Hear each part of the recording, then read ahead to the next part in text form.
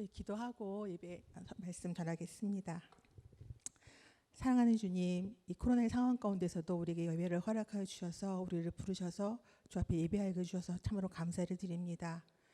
우리가 신령과 진정으로 드리는 예배를 기뻐 받아 주옵시고 예배 가운데 임하신 하나님을 경험하고 돌아가는 우리 모두 되게 하여 주옵소서. 참으로 부족하고 연약한 자를 주님 단에 세우셨사오니 주님 온전히 주장하여 주시고 하나님만 높여드리는 시간 되게 하여 주시옵소서. 예수님의 이름으로 기도합니다. 아멘.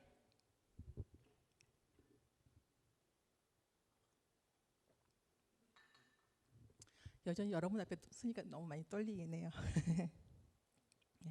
제가 교회 학교 시절에 자주 부르던 찬양 중에 돈으로도 못 가요라는 찬양이 있습니다. 아마 우리 성도님들도 다 아시는 찬양일 거예요. 그 찬양의 가사는 이렇습니다. 돈으로도 못 가요, 하나님 나라. 힘으로도 못 가요, 하나님 나라. 그런데 거듭나면 가는 나라, 하나님 나라, 믿음으로 가는 나라, 하나님 나라입니다. 사실 제가 이 찬양을 언제부터 불렀는지는 잘 기억이 나지 않지만요. 아마 한 초등학교 들어가기 전이었을 것 같아요. 그런데 어쨌든 그 찬양을 부르면서 저한테는 하나님의 나라에 대한 소망이 생기기 시작했어요. 아, 나는 꼭 하나님 나라에 가야지. 정말 이 땅에서 신앙생활을 잘하고 내가 죽어서 꼭 하나님 나라에 갈 거야. 그런 소망으로 신앙생활을 되게 열심히 했던 것 같아요. 그런데 20대 중반쯤 됐던 어느 날 마가복음을 읽고 있었던 중에 오늘 우리가 함께 읽었었던 그 9장 1절을 읽게 되었는데요. 제 마음에 좀 이상하다는 생각이 들기 시작했어요. 왜 그랬을까요? 우리 9장 1절을 한번 읽어보실까요? 자, 시작.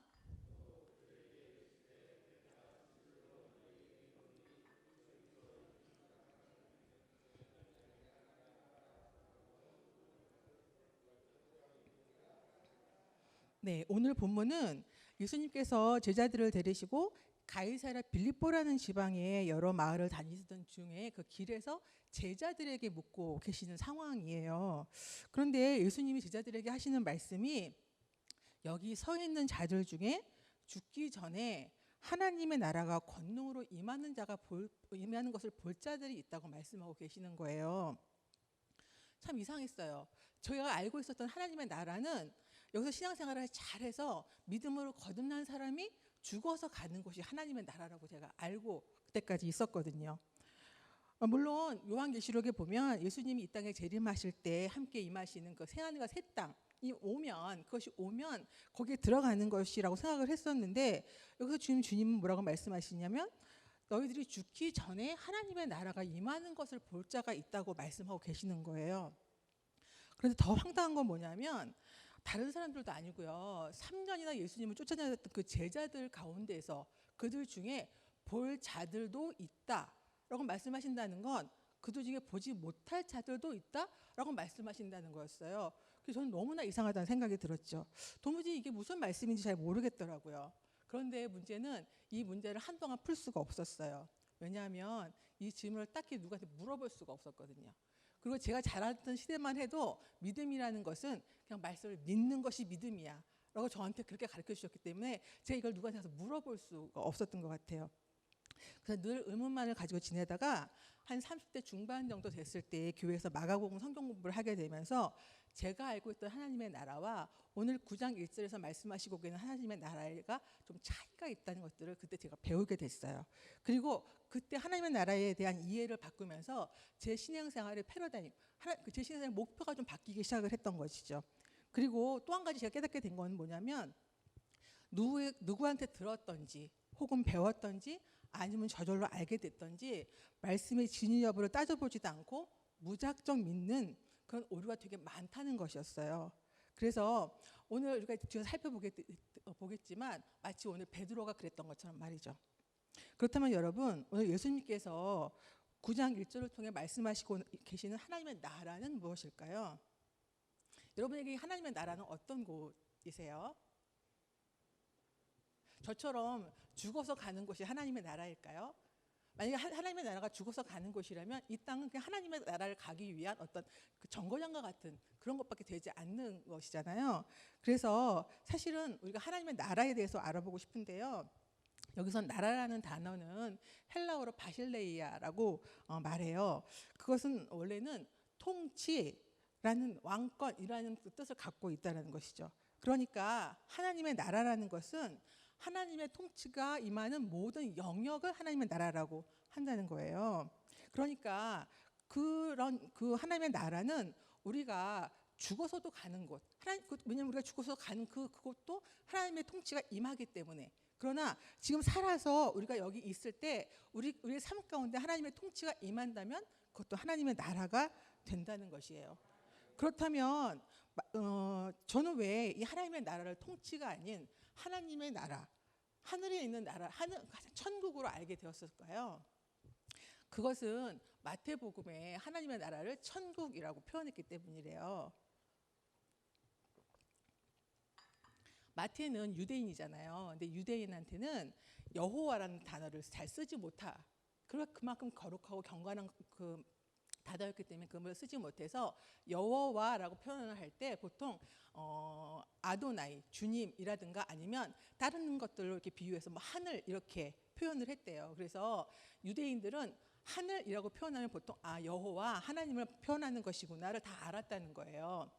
그래서 마태가 그냥 그것을 하늘로 표현한 것을 우리나라에서 그 성경을 번역할 때 그 하늘을 하늘천, 하나님의 나라는 나라국, 천국 이렇게 번역을 하면서 마치 어떤 공간적인 개념, 나라 그러면 보통 어떤 땅을 갖고 있는 그렇게 생각해서 그 공간적인 개념을 가진 천국이라고 제가 이해할 수밖에 없게 되어버렸다는 것이죠. 그러니까 결국 하나님의 나라는 우리가 죽어서도 가는 것이지만 이 땅 가운데 있는 우리가 하나님의 통치를 받는 모든 것이 하나님의 나라가 될 수 있고요. 또 다르게 보면 그 통치를 받는 하나님의 백성 한 사람 한 사람이 하나님의 나라가 될 수 있다는 것이었어요. 그래서 오늘 예수님은 당신의 제자들이 하나님의 통치를 인정하고 통치에 순종함으로 죽어서뿐만이 아니라 현재의 삶에서도 하나님의 나라가 권능으로 임하는 것을 보는 참 제자가 되기를 원하시면서 이 말씀을 하고 계신 것이죠.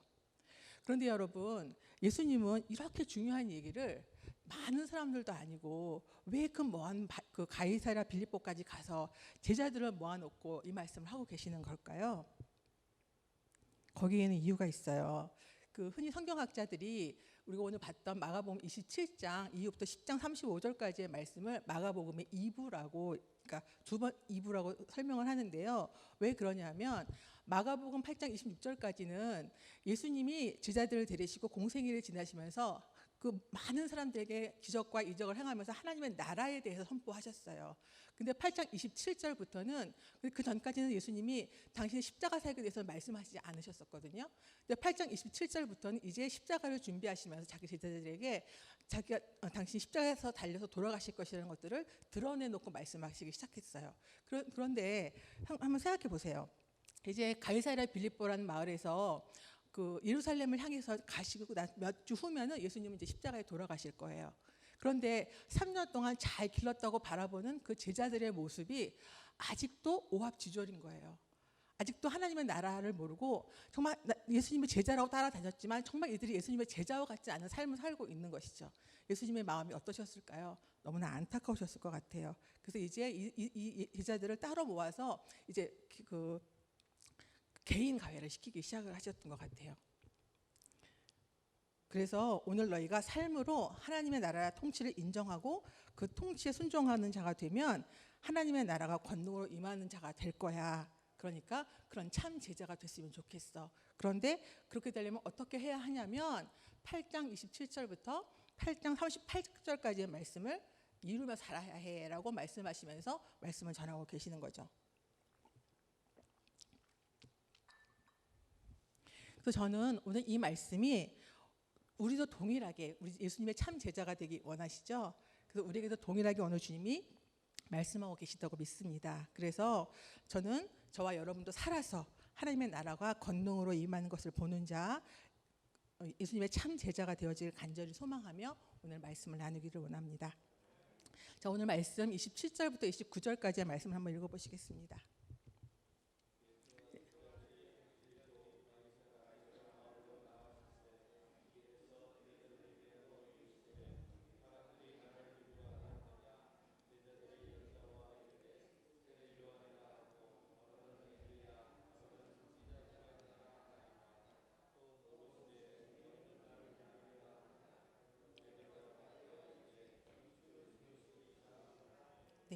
저는 하나님의 나라가 권능으로 임하는 것을 보는 참 제자가 되려면 첫 번째 참 제자의 정체성을 확립해야 된다라고 제목을 적어보았습니다. 오늘 본문은 예수님과 제자들이 가이사랴 빌립보의 여러 마을로 나가시는 가운데 길에서 제자들에게 물으신다는 상황을 언급하면서 이야기를 시작하고 있습니다. 사실 마가복음 8장 27절부터 10장 37절까지의 말씀에는 가이사랴 빌립보에서부터 시작해서 예루살렘에로의 여정에서 일어난 일들을 다루고 있어요. 그런데 주요 문단들이 각각 아주 간략한 지리적인 설명과 더불어 시작하고 있죠. 이것은 저자가 지리적 이동에 특별한 관심을 가지고 있다는 것이고요. 그 지역의 상황을 잘 이해해야만 그 말씀을 잘 이해할 수 있기 때문에 저자인 마가가 이렇게 의도적으로 기록해 놓은 것이라고 할 수 있습니다. 그렇다면 우리도 가이사랴 빌립보에 대해서 좀 알아봐야지 되겠죠. 가이사랴 빌립보는 이스라엘 북쪽, 그러니까 예루살렘으로부터 한 200km 정도 떨어져 있는 그 북쪽에 위치한 그런 곳인데요. 우리가 보통 이스라엘 그러면 이렇게 광야 이런 것들을 많이 생각하는데 이 땅은 아주 풍요롭고 물이 풍부한 땅이었대요. 그런데 이 땅을 그 로마의 그 황제였던 아우구스투가 그 유럽의 전 지역들을 이제 점령하고 난 다음에 그 헤롯이라는 사람, 그 예수님을 박해했던 헤롯 대왕에게 맡겼던 땅이 있었는데 그 헤롯 대왕이 죽고 난 다음에 그것을 넷으로 나눠가지고요. 그 중에 하나인 그 가이사랴 빌립보가 속한 땅을 헤롯의 아들인 빌립이라는 사람에게 분봉왕을 삼아서 맡겼대요. 그래서 분봉왕이 된 빌립은 자기를 왕으로 임명해준 로마 황제 가이사에게 대한 감사의 표시로 그 세상의 부유함과 아름다움으로 가득한 그 로마의 그 여러 도시에 있었던 그런 것들을 이렇게 본따다가 그 너무나 정말 지금도 봐도 너무 놀랄 만큼 그 아주 화려한 그런 도시를 이제 건설했고요. 거기에 원래 그 동네 사람들이 섬겼던 그 풍요와 다산의 신이고 살림의 신인 판을 위한 신전, 또 로마의 황제를 기리기 위해서 아우구스트를 위한 신전을 세우고요. 또 그 땅에 헬라인들이 많이 살았대요. 그래서 헬라인들이 섬겼던 제우스를 섬기는 신전 같은 것들을 막 이렇게 짓고 곳곳에 그 돌 같은 것으로 만든 우상들을 막 이렇게 놓고 어쨌든 굉장히 화려하고 그 발전된 그 당시 발전된 그런 도시였다라는 거예요. 여러분 생각해 보세요. 지금 예수님이 제자들을 데리고 그곳에 가셨어요. 그 주변에는 아주 옹대한 기암 절벽과 탄성을 지를 만한 아주 아름다운 그 풍경에 감탄을 자아내는 웅장하고도 화려한 건물이 가득한 그런 아름다운 로마식 도시예요. 그런데 그 도시는요, 그게 땅이 유대 땅이었음에도 불구하고 그 땅에 사는 유대인들이 그 막 우상을 섬기는 많은 사람들하고 거의 거하면서 자신들의 정체성을 잃어버리고 그저 돈을 벌어서 떵떵거리며 사는 것, 높은 지위와 권력을 갖는 것, 또는 누군가로부터 인정을 받으려는 그런 허영에 막 사로잡혀서 자신에게 풍요를 가져다 준다고 믿는 그 신들을 섬기는 그런 땅이었어요. 그러니 지금 제자들이 그 땅에 가서 그 제자들 예수님 그 땅에 데리고 가서 지금 교육을 시키시고 계시는 거예요. 왜 그러셨을까요? 여러분 성경 말씀에 요한복음에 그런 말씀이 나와요. 갈릴리에서 무슨 그리스도가 나오겠느냐?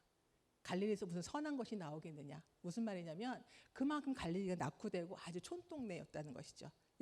어떤 사람들이 예수님이 갈릴리 출신이래. 그러니까 아이고 갈릴리에서 무슨 그런 선한 것이 나오겠어 라고 말할 만큼 갈릴리가 아주 촌동네였대요.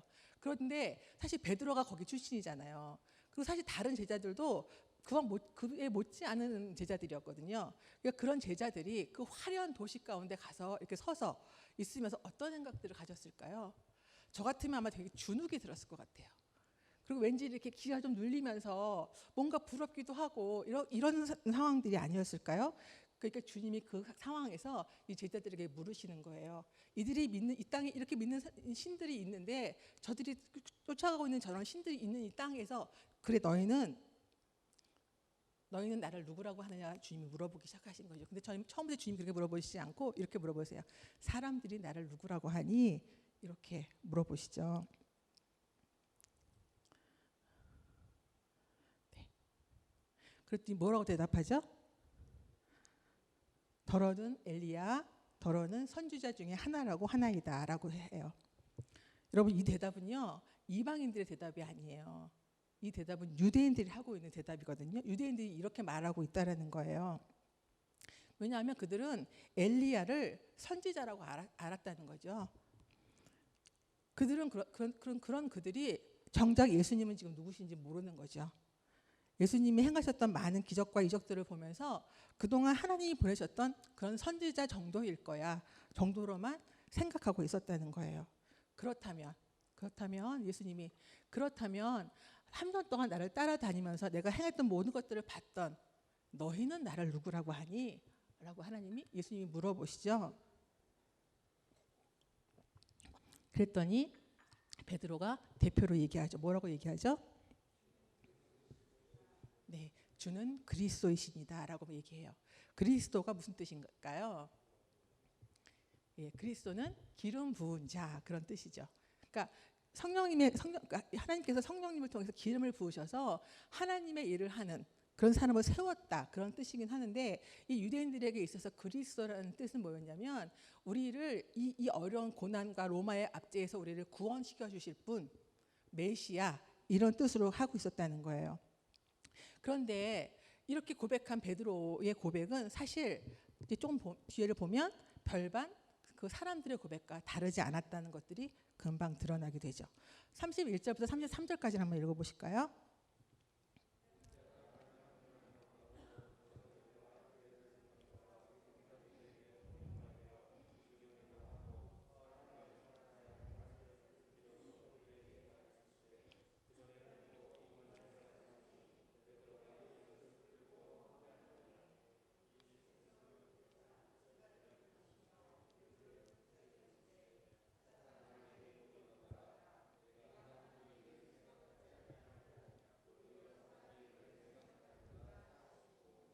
네, 예수님의 그 사명은 그리스도가 되시는 것이 그분의 사명이셨어요.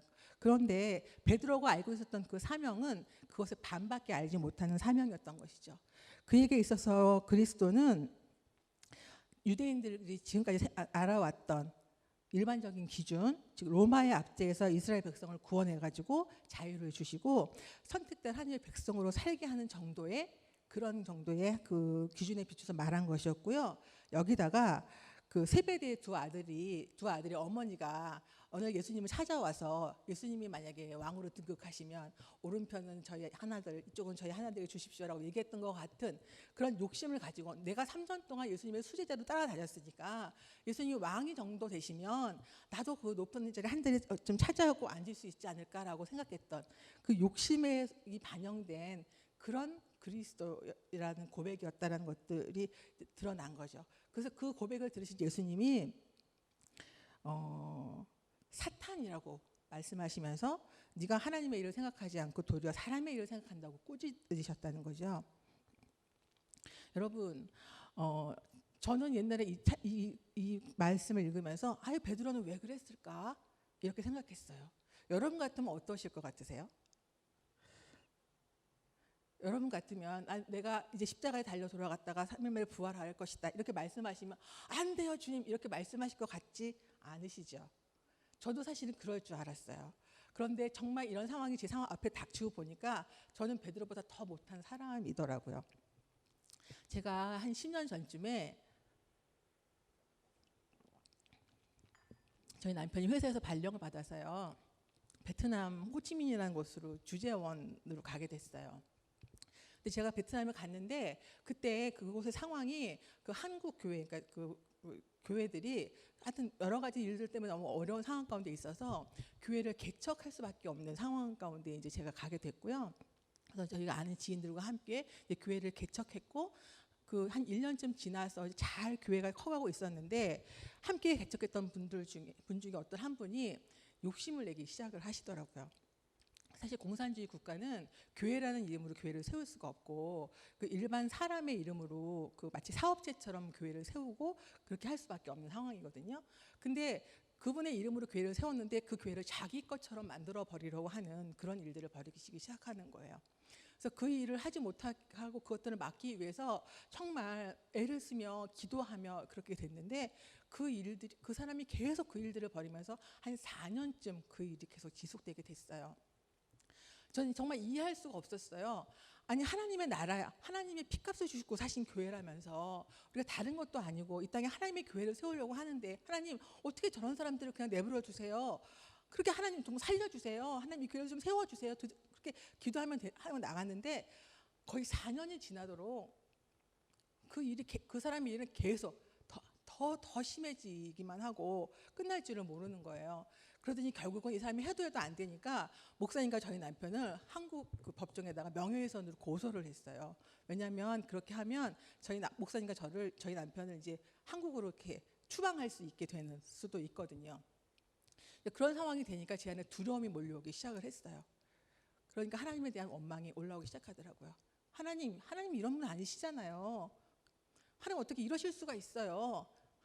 그러면서 제 안에 하나님에 대한 불신, 원망 이런 것들이 올라오기 시작했어요. 그리고 결국은 그런 것을 통해서 제 안에 공황장애라는 병을 얻었어요. 그러니까 두려움이 몰려오기 시작을 하니까 믿음이고 뭐고 제 안에 아무것도 없는 사람이더라고요. 그런데 제가 이제 그 일들을 대충 정리하고 한국으로 돌아와서 지금 그때 상황을 돌아보고 지금 호치민에 있는 그 교회를 바라보면 하나님이 그 일을 하셨다는 것들을 제가 이제는 고백할 수 있어요.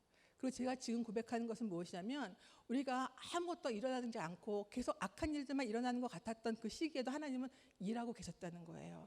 우리가 고백하는 것은 무엇이냐면 그 상황 가운데서 그런 어려움이 있었기 때문에 남은 사람들이 더 똘똘 뭉쳐서 그 교회를 세워가기 위해서 정말 애를 썼다는 거예요. 사실은 왜 이렇게 교회를 세워가다 보면 마음이 안 맞는 지체들도 있고 뭐 이 어려운 일도 생길 수 있는데 우리는 그런 것들을 돌아볼 겨를이 없었어요. 정말 이 교회를 온전히 세우기 위해서 함께 기도하고 한 마음이 되어서 나가서 그 교회를 지켜내자고 하는 그거밖에 없었기 때문에 그렇게 하다 보니까 그 교회가 너무나 단단해진 거예요. 그리고 지금은 호치민에서 정말 그 일을 잘 감당하며 커가고 있는 그런 교회가 됐더라는 것이죠.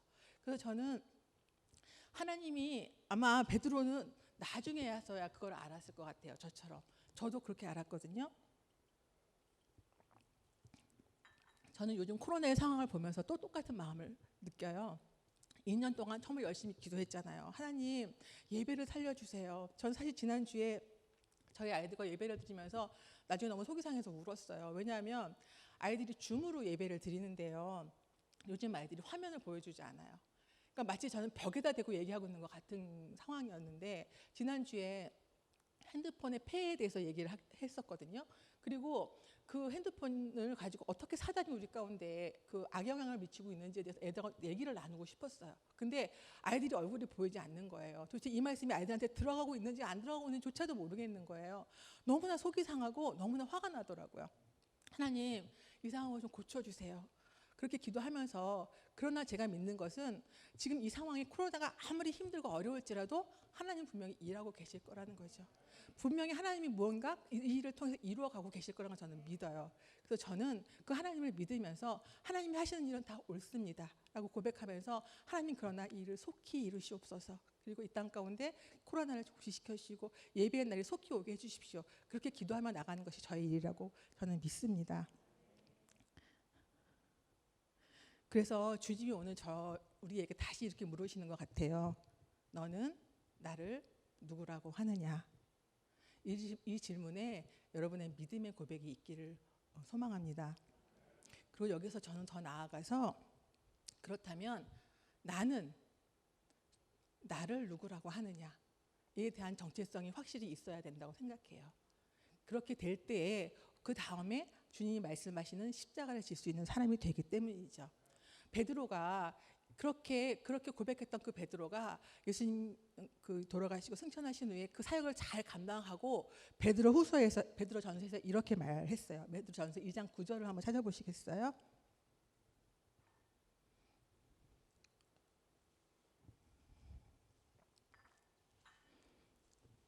네, 베드로전서 2장 9절입니다. 예, 시작.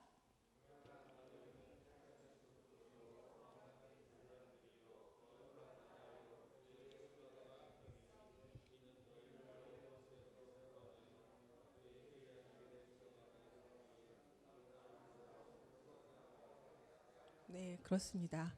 베드로가 고백했던 것처럼 우리는 이런 사람들입니다. 우리 여기 이 말씀에 자기의 이름을 넣어서 한번 읽어봤으면 좋겠어요.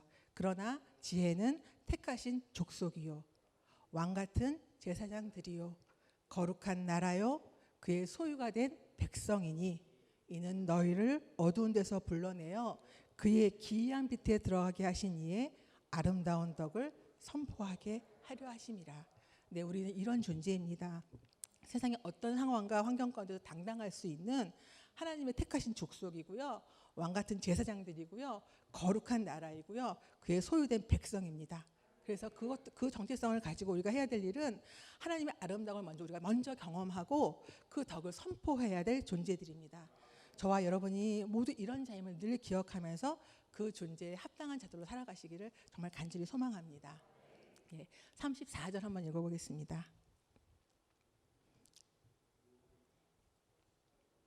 8장 34절입니다. 죄송합니다. 마가복음 8장 34절입니다.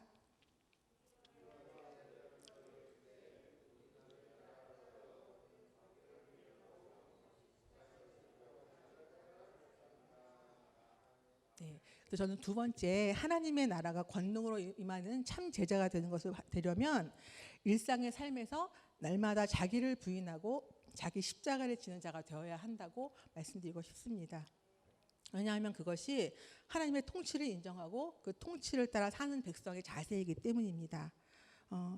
주님은 하나님의 나라가 이 땅 가운데 임하는 것을 보는 참 제자가 되려면 자기를 부인하고 자기 십자가를 지고 따르는 자가 되어야 된다고 말씀하셨습니다. 그렇다면 여기서 말씀하시는 자기 십자가는 무엇일까요? 여러분에게 지금 다 말씀하고 계시잖아요. 네 십자가를 지고 나를 따르라고 말씀하신다는 거예요. 여러분의 십자가는 무엇일까요?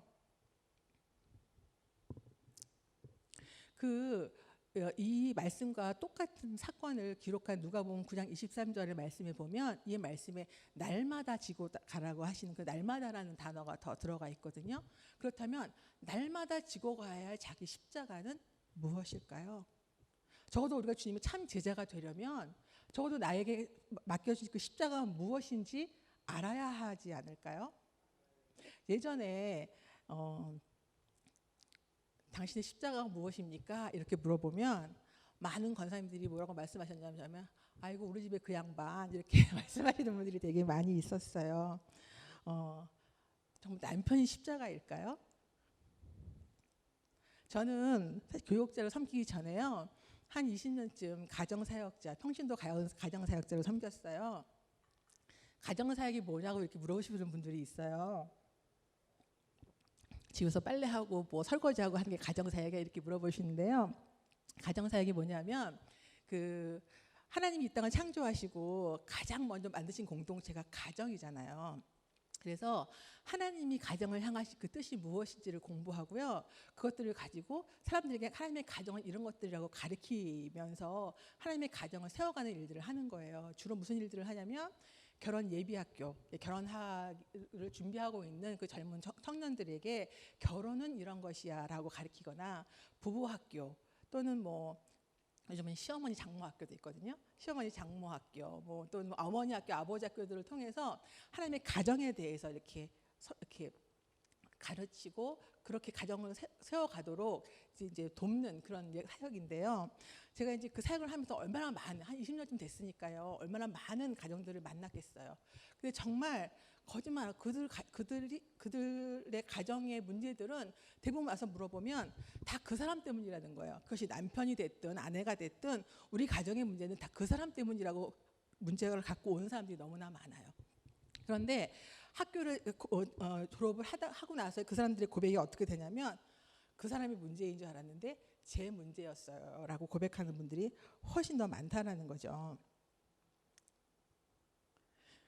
그런데 요즘 조금 걱정이 되는 건 뭐냐면, 옛날에는 그래도 그 배우자가 내 십자가야, 그래서 어떻게든 그거를 끌고 가려고 하는 분들이 많았는데 요즘 젊은이들한테는 내 남편이 내 아내가 십자가야 라고 말하는 사람들이 별로 없어요.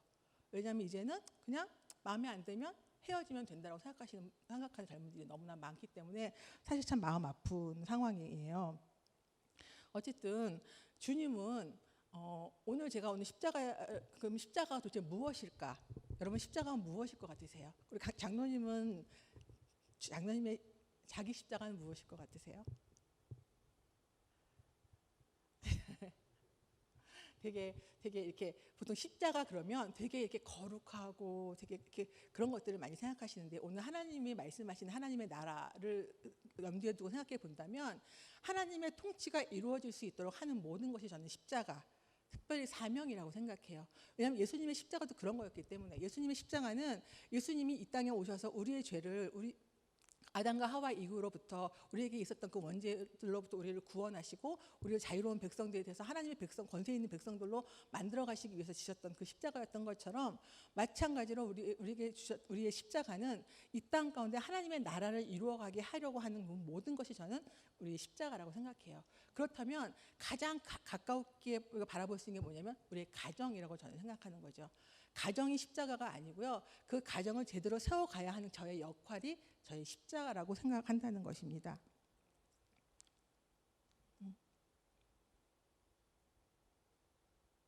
죄송합니다. 그래서 그 마태복음 19장 6절에 보면, 그런즉 이제 둘이 아니요 한 몸이니 그러므로 하나님이 짝지어 주신 것을 사람이 나누지 못할지니라 라고 다 맹세하고 하나님 앞에서 결혼하셨잖아요. 그러니까 우리가 정말 하나님 앞에서 하나님이 짝지어 주신 그 한 몸 된 남편과 함께 이 공동체를 잘 지키고 이 공동체 가운데 하나님의 나라가 임하게 하는 것, 그것이 어쩌면 우리가 지금 우리가 해야 할 십자가 중에 하나가 아닐까라는 생각이 드는 거죠.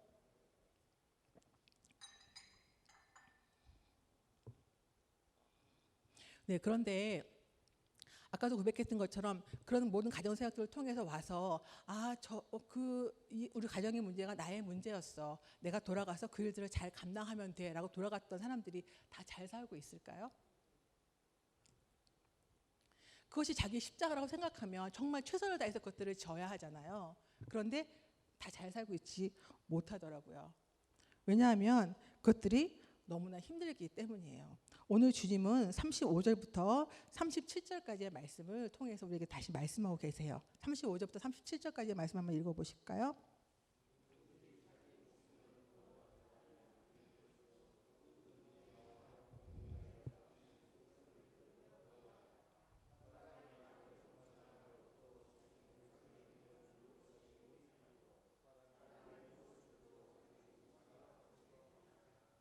네, 자기의 잘못을 깨닫고 가정으로 돌아갔지만 사실은 그 남편에게 잘해봐야지라고 생각하고 가지만 그것들이 잘 되지 않아요. 왜냐하면 내 안에는 자존심들이 올라오기 때문이에요.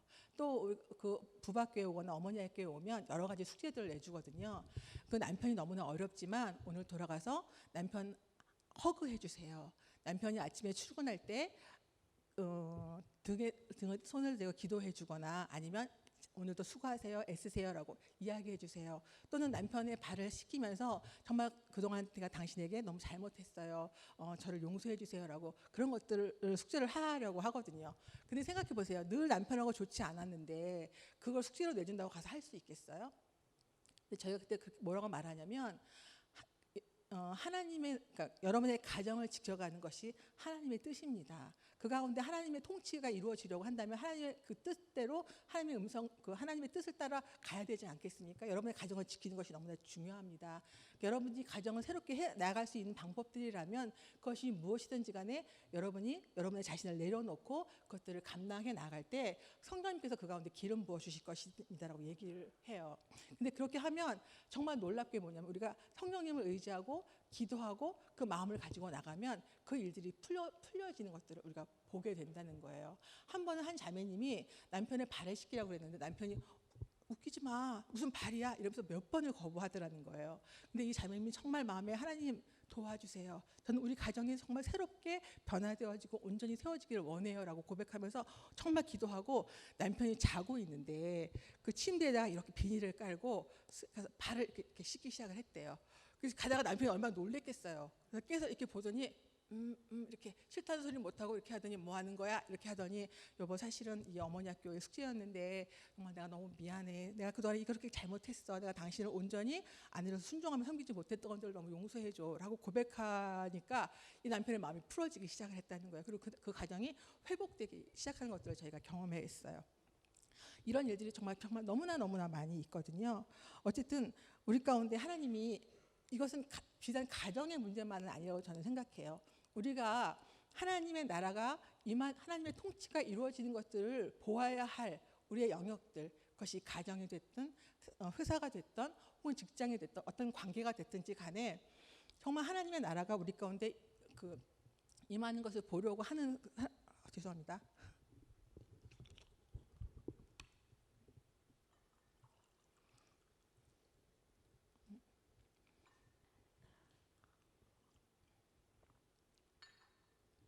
그렇게 하는 것이 자기의 십자가를 지고 자기를 부인하고 그렇게 날마다 자기 십자가를 지고 가는 것이라고 저는 생각합니다.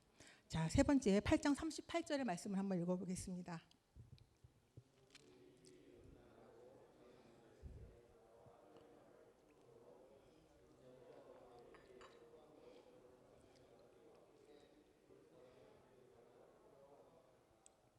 네, 저는 하나님의 나라와 권능으로 임하는 것을 보는 참 제자가 되려면 세 번째, 하나님의 말씀을 제대로 알고 행하는 자가 되어야 한다고 말씀드리고 싶습니다. 오늘 본문에는 그리스도인들이라고 자처하는 사람들이 주님의 말을 부끄러워하면 이라고 말하고 있습니다. 그리스도인이라면서 어떻게 주님의 말을 부끄러워할 수 있을까요? 여러분은 어떠신가요? 그런데 돌아보면 우리는 우리의 삶에서 너무도 자주 주님의 말을 부끄러워합니다. 하나님의 말씀에 있는 것들을 세상의 그 음란한 세대 가운데서 음란한 이 세상의 잣대에 맞추어서 그것이 아니라고 말해요. 제가 가정사역에서 젊은 친구들한테 크리스찬의 가정의 재정을 가르치거든요. 근데 그 크리스찬의 재정의 가장 기본이 되는 것이 무엇이냐면 아내와 남편의 그 재정을 합하는 것입니다. 왜냐하면 그 원리는 하나님이 남자가 부모를 떠나 아내와 한 몸이 되어져서 한 가정을 이루는데 그럴 때 너희 재물이 있는 곳에 마음이 있다고 하셨거든요. 한 몸을 이룬 사람의 마음이 재물이 다른 곳에 있다면 이미 마음이 둘로 나누어진 것이죠. 그렇기 때문에 하나님 그 재정을 하나로 합해서 하나님 앞에서 투명하게 그것들을 어떻게 사용해 가야 하는지를 가르치는데요. 그렇기 때문에 가장 기본이 되는 게 뭐냐면 남자와 여자의 재정을 하나로 합치는 것입니다. 그런데 많은 젊은이들에게 물어보면 요즘 다 각자 벌어서 각자 쓰기를 하고 있어요. 그래서 이 일을 합치는 것이 너무 어렵다고 말하고요. 저한테 심지어는 강사님 이제 그렇게 살면 안 돼요 라고 말하는 사람들이 너무나 많이 있어요. 또 심지어는 제가 아는 분이 강남 수서에서 부동산을 하시는 분이 한 분 계시는데요. 강남에 계시는 부모님들 중에 요즘 그런 말이 있대요. 자녀가 결혼을 하면 3년 동안은 아이들 이름으로 집을 해주면 안 된대요. 왜냐하면 3년 안에 이혼을 할 수도 있기 때문에. 그러니까 결혼을 시작하기 전에 이미 이혼할 수도 있다라는 전제를 가지고 시작하는 가정들이 너무나 많이 있다는 것이죠. 근데 이것이 비단 세상 사람들만의 일일까요? 그렇지 않다라는 것이죠. 그리스도인이라고 자처하는 사람들 가운데서도 이렇게 하는 사람들이 많다는 것이에요. 부끄러워한다는 말을 사전적으로 찾아보면요, 일을 잘 못하거나 양심에 거리끼어 볼낯이 없거나 매우 떳떳하지 못하다라고 나와 있어요. 하나님의 말씀이 양심에 거리끼거나 볼낯이 없어서 그 말씀을 들어듣고 떳떳하지 못하니까 지키지 못하겠다 이렇게 얘기하고 있다는 것이죠. 그래서 주님이 말씀하시죠. 사도행전 17장 11절을 한번 찾아보시겠습니다.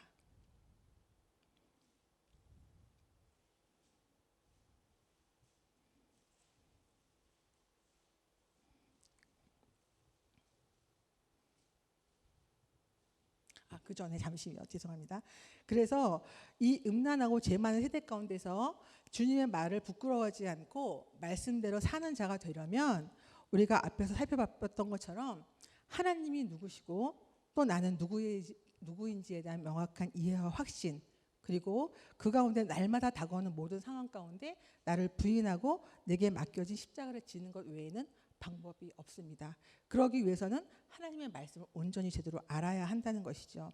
그래서 지금 찾아본 사도행전 17장 11절 말씀 한번 읽어보시겠습니다.